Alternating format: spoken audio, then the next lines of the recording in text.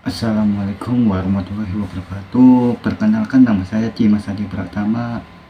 Saya mahasiswa Teknik Mesin Politeknik Harapan Bersama dari kelas 2A. Dan di sini saya akan menjelaskan tentang rangkaian tembaga, rangkaian magnesium, rangkaian titanium. Ya, oke. Mari kita lanjutkan ke materinya. Yang ke satu ada rangkaian tembaga.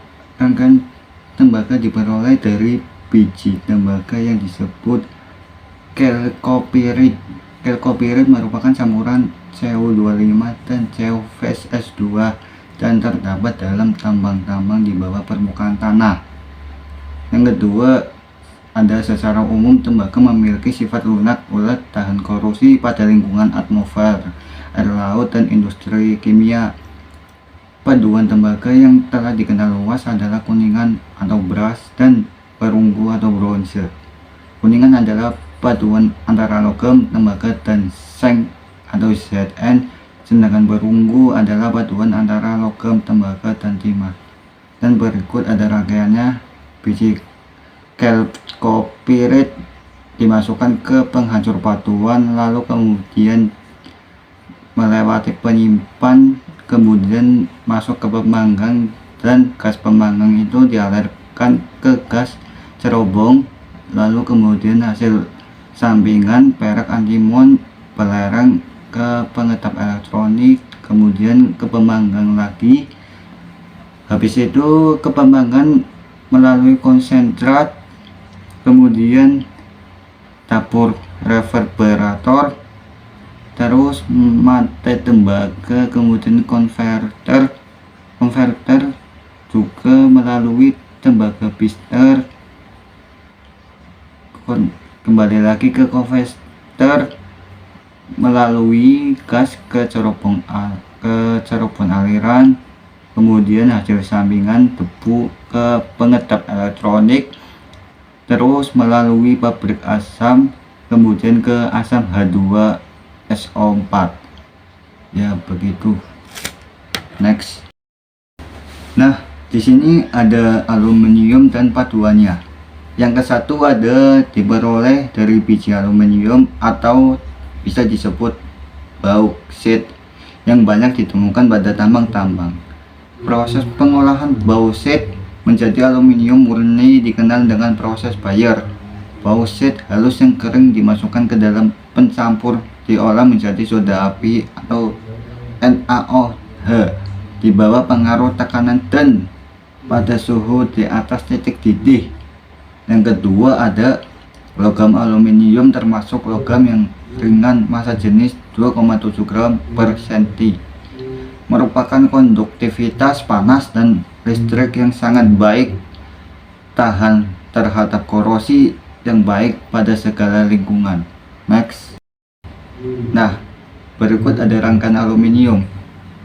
Rangkaian aluminium dimulai dari biotekromin ke uruser atau penggilingan, kemudian bagian penggiling itu ke gigaster, terus melalui filter itu menghubungkan ke bauxite residur, kemudian meluncur ke precipitator, kemudian ke reticling, dan tahap akhir menjadi aluminium.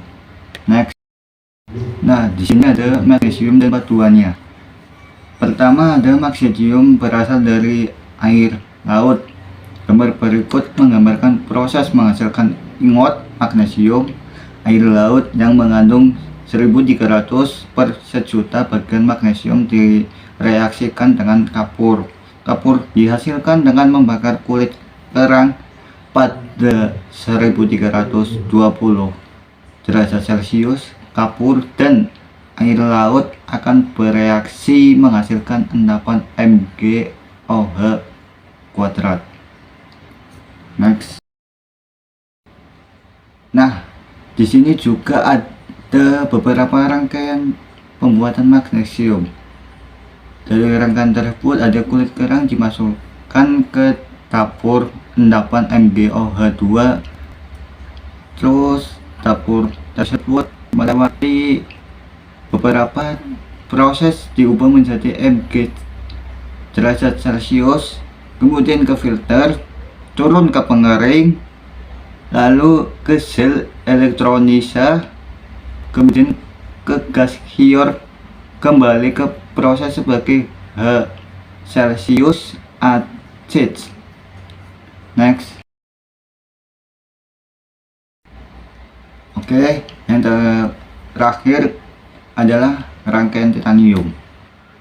Prosesnya yaitu titanium dimasukkan ke TiC14, kemudian dilanjutkan ke purification, lalu ke reduction atau distillation, turun ke titanium sponge, kemudian crushing cutting, dan kembali lagi ke MgC12 atau Mg plus C12 ke elektrosis, kemudian kembali ke chlorination Mg, kemudian ke T1, kemudian turun lagi ke elektrolis, dan jadilah titanium ore chox.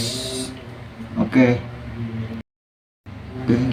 Terima kasih presentasi dari saya. Apabila ada kesalahan ucapan atau kesalahan dalam materi dan mengedit video ini, tolong dimaklumi. Terima kasih. Wassalamualaikum warahmatullahi wabarakatuh.